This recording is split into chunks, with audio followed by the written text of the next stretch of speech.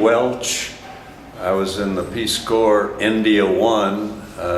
We were trained at Ohio State University, and I served from 1961 to 63.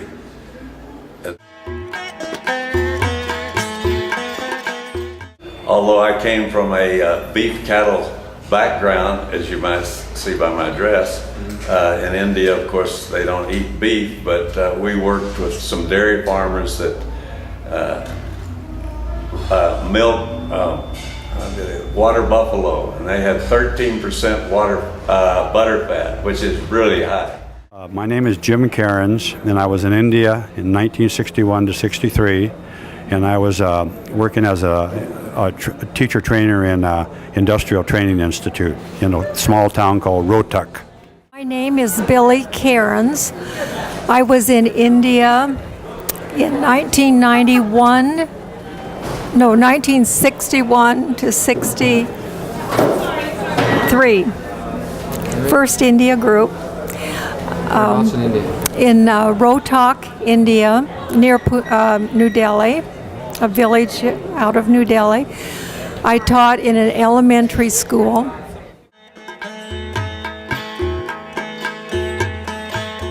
My name is Martin Ross.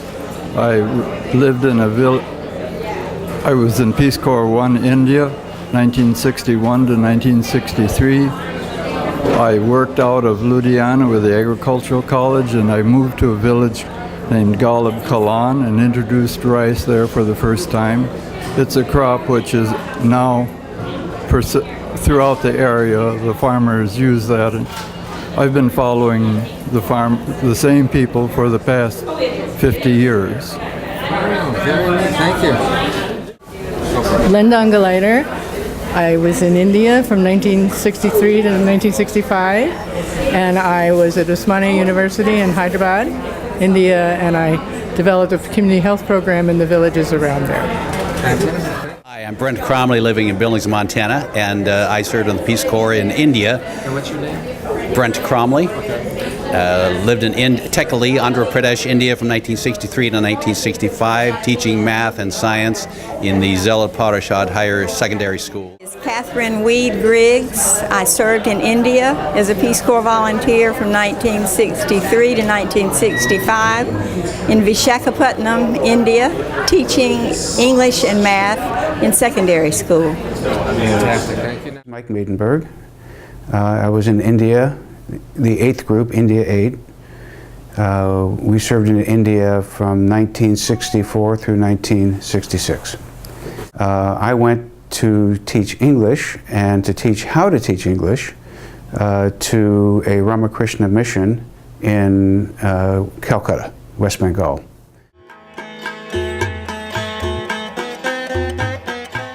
I do remember, actually, there's one story about doing that, about going in, took the bus in quite early and got to the main streets, and so I was walking around by the markets, and I walked down in the kind of a street or an alleyway behind where the big hotels are, and I noticed a big dump truck.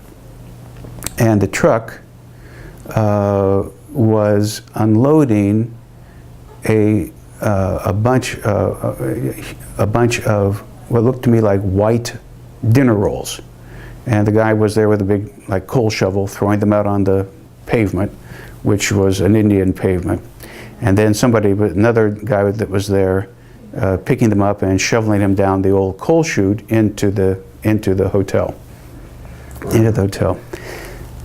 So I said, oh, that's interesting.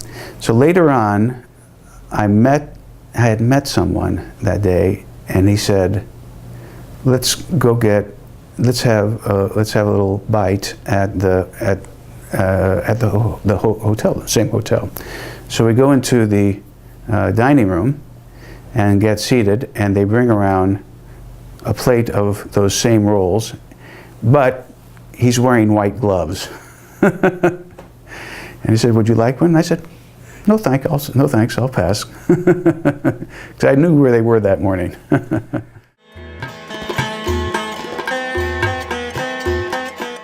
My name is John Mattis. I was a Peace Corps volunteer in India from 1965 to 1967, India 19. I was stationed in Bombay, now called Mumbai. I worked at the Chembur Children's Home, basically as a social worker. Probably most interesting thing that I did was take children from this institution looking for relatives, and we went out around Bombay, but also to Gujarat, to other parts of Maharashtra, looking for relatives, and we always found somebody. So it was quite exciting to be out and exploring India and at the same time meeting the families of the children who were in this institution. Hello, my name is Ann MacGillis. I was a Peace Corps volunteer in Maharashtra, India from 1965 to 1967. When it came time to go, I had been very frustrated in many circumstances. However, at the time we were to leave, I wanted to stay. Hi, I'm Richard Smith. I was in India 20A from 1965 to 1967. In those days, the groups were numbered, so we were the 20th group to go to India, and we were one half of a group, so there was India 20A and India 20B. For 2 years, I was in the south of India in the state of Kerala. At training, we arrived on the first day. There were 67 of us in a big room on campus, in a lecture hall, and there was the director of our training program, along with a psychologist, a couple of psychologists, and a psychiatrist who was on staff in Washington, D.C. And the psychiatrist, after some discussion and introductory words, he didn't mince words. He said, "Look to your left, look to your right. Those people will not be here at the end of 3 months." And he was more or less correct, because we started with 67 or 68, and we went over to India with 37.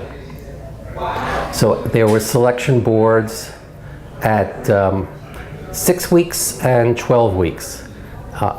So that and nobody really knew the criteria exactly. Well, I mean, you could guess that if you're yelling and screaming at your instructors, chances are you weren't going to be selected. But other than that, most people seem pretty normal and intelligent.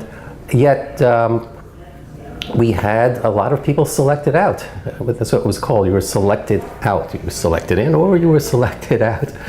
And so at the end of 6 weeks, I remember we went to we went to a lecture early in the morning, and we knew that that day was the selection day. We were going to get the information about it. So as we walked towards the main building where all our training was being held, because the session we had was in a building that was somewhat distant from the main building, we were all strung out walking along. And there was the training staff, and each one of them had a set of envelopes, and we were just handed an envelope, and in that envelope it said, "Go to room this," or "Go to room 122, go to 128. At that point, nobody knew what that meant, other than your fate was tied up with this. So I can remember I was so excited. I had to find out what if I was going to stay in training, that I arrived in my room first. And it was the big lecture hall where we first arrived, and I walked in and there was nobody there.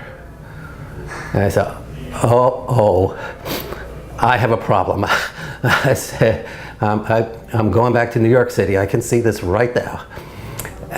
And bit by bit, next minute or two, 1 or 2 people came in, and we were all looking at each other. Then 3 or 4, then 5, 6, 7, 8, 9. Then finally hit 10, 15, and everybody, all the smiles came out, and they said, well, they can't be sending us all home, because some of these people were really solid people, and we knew they weren't going. So I don't know if those real solid people weren't going to be sent home. I was staying. So that was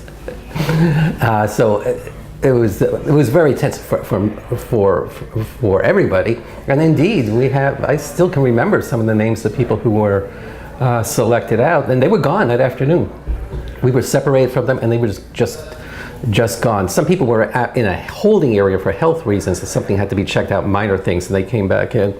The same process repeated at 12 weeks, except it was worse, because now we had been together for 12 weeks. We had from 7 in the morning to 10:30 at night, under a lot of pressure. And so at the end of 12 weeks, people really were very upset when they got selected out, because it was at that point that we were going to go to India. If you went all 12 weeks and then you got selected out, it was as if you were running. You could see the finish line, get to the finish line, somebody whacks you in the stomach and you fall over. So that was the story about, the big story about what was going on in training at that time.